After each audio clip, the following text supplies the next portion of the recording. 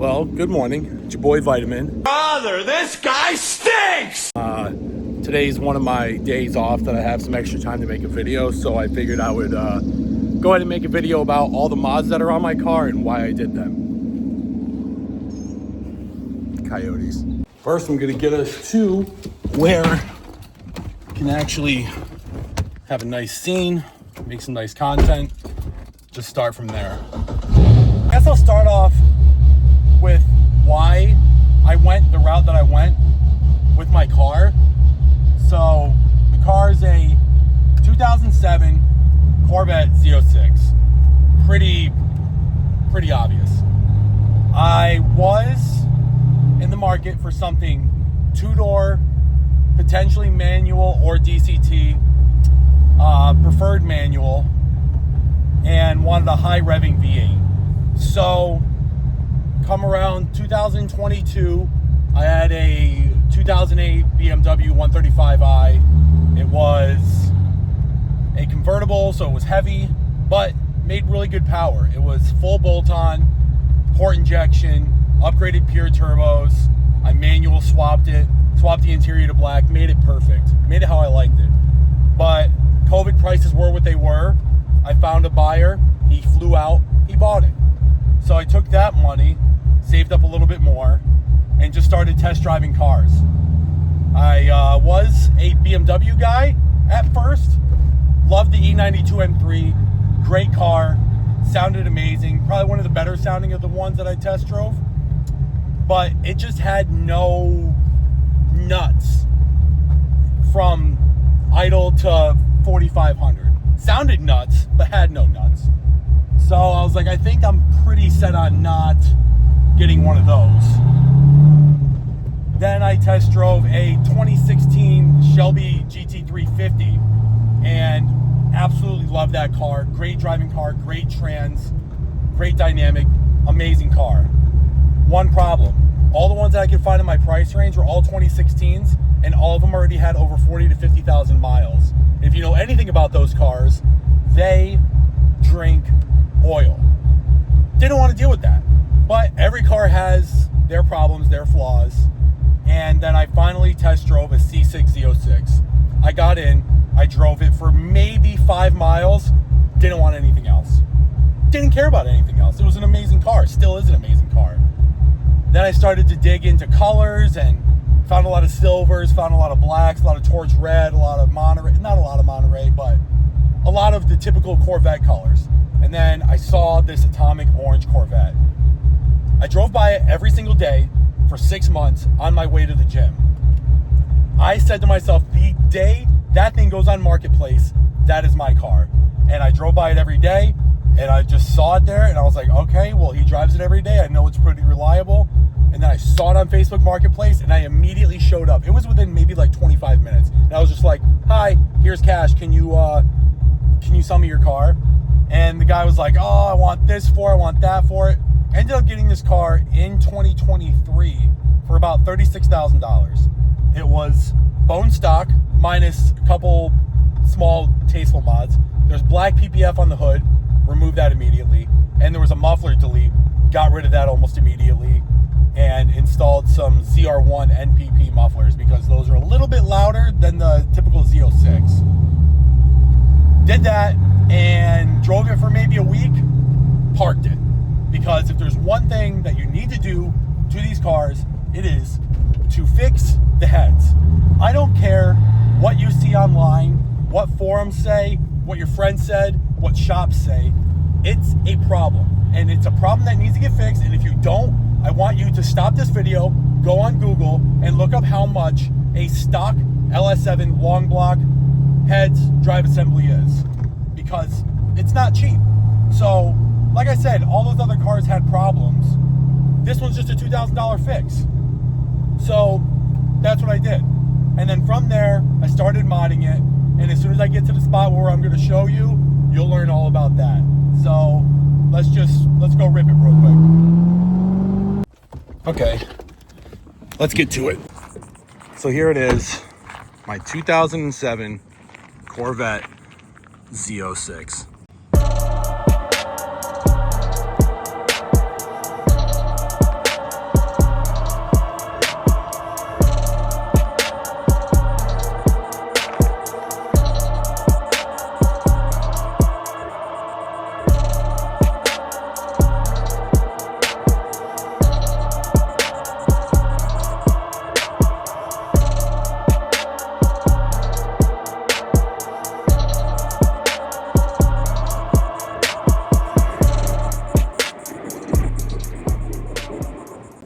So to start off, we'll go over the power mods. So as you know, the C6Z06 comes with a 7-liter LS7, 427 God's motor. So first things first, address the heads. These are WCCH Stage 2 heads. They're ported, polished, valve job, all the works. BTR 660 springs, bronze CHE guides, titanium intake, and I swapped out for some stainless steel exhaust valves. Maybe a boat launch wasn't the best idea to start a video. Let me get out of this guy's way. All right, so we moved over, but back to the car. All right, so we left off on the heads. That was the first thing I did. After I did the heads, I kept it pretty stock for a while. Stock tires, stock drivetrain, stock everything. Enjoyed it for the 505 horsepower it had, but then I got bored. That's when I decided to cam it. Did the cam, an ATI balancer, what else? A Haltech intake. I had the stock manifold for a while and stock throttle body for a while. And I also did a set of Cook's long tube catless headers. And that setup was great. It made about 560 horsepower on 91. I was in California, so I was limited to the worst gas in the United States. But 560 stock manifold, stock throttle body, RPM B3 cam, Cook's long tubes, catless. It was great. It's a great setup, but I wanted more.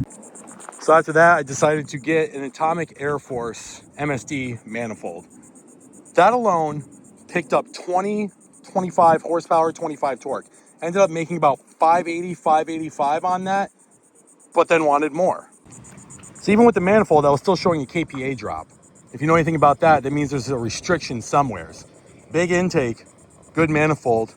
Next part's the throttle body. So I got a Nick Williams 103 black anodized throttle body. Now I have 0 KPA issues with this current setup, with this cam and everything this car has to offer. Everyone said that the throttle body would be a big waste of money, but that's what got me over the hump. That's what got me to 600 wheel. This car on 91 with the cam, regular fuel, 600 horsepower, 521 foot-pounds of torque. Pure American badassery. And of course, with that, you're gonna have more crankcase pressure, so got a vented Mighty Mouse catch can that just, you know, helps car breathe a little better, helps it perform a little better, catches some oil. You know, you don't want that going all inside your stuff. So yeah, now we're making 600 horsepower. What do you think is next? You guessed it, the clutch. So underneath all this, right about here, we have a Monster LT1S twin disc organic clutch. Rated to hold as much NA power as I need. I'm never really gonna go above this. The car is on street tires. It's not gonna stress it. Everything's perfect now with that. But then since I was there, I updated, or not updated, can I compute? I upgraded the torque tube. Did a OEM mount and one single solid mount just to get rid of half of the problems I could have.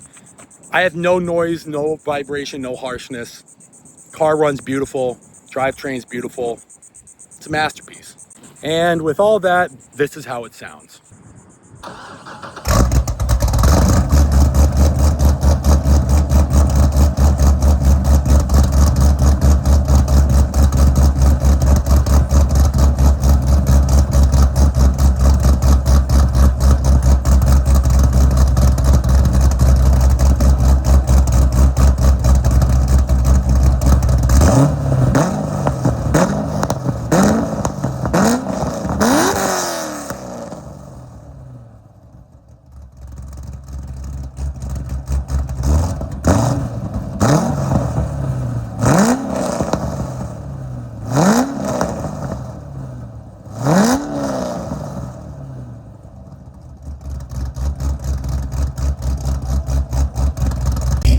I mean, come on.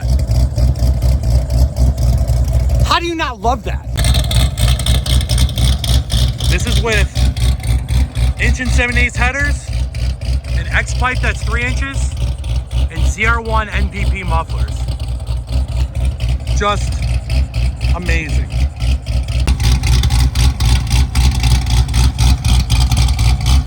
Now for some of the tasteful mods I think I did pretty good on. So to start, I got some custom badges. These are from Kingpin Branding. Full custom made, you can do whatever color you want. They came out absolutely sick, did that front and rear. I am also sponsored by Extreme Online Store, so I have a full carbon fiber front splitter, which just fits so well, no problems, absolutely love it. Along with that, we have some carbon fiber side skirts. Those fit amazing. Blacked out Z06 badge, a very boomerish paint matched door handle, because that's usually black. Carbon fiber ZR1 extended rear spoiler, absolutely great. And also, be kind of hard to pick up, but a carbon fiber diffuser, which is probably one of my favorite mods. I am also an affiliate for Vet Lights and Morimoto. So in turn, I also have some new side markers and these awesome Morimoto XB Gen 2 rear tail lights that just complement the car so well. One cool thing about those is they have integrated reverse lights, so I can make this car shut up, throw it into reverse. I should turn on. They don't look very bright right now, but I'll tell you what, those in the dark, those help so much trying to back into anywhere. Also very clearly, you can tell I put some wheels on the car. Those are Apex ML10 RT fully forged wheels. So up front, we have an 18x10. The offset is a plus 32, and the fitment is just perfect. Then out back, we have a 19x12 with a offset of plus 50, and also very, very dialed in. One of the reasons it's so dialed in is because these cars have a self-lowering system. So I lowered all the bolts and they fit better than I really expected. I did have chrome wheels on the car, love the car with chrome, but these wheels alone saved me 15.5 pounds of rotational mass. Yes, I still have the stock tire size out in the rear. Those are 325/30/19s, but up front, I went a little bit bigger since I have a little bit bigger wheel. The stock wheel is an 18x9.5. This is an 18x10. So I went with a 285/35/18. So that's it for the outside of the car. Beautiful, right? Just how I like it, just how I wanted it. Let's go in the inside now. Okay, so for interior, we have a Revasol triple black flat bottom steering wheel. Probably my favorite upgrade.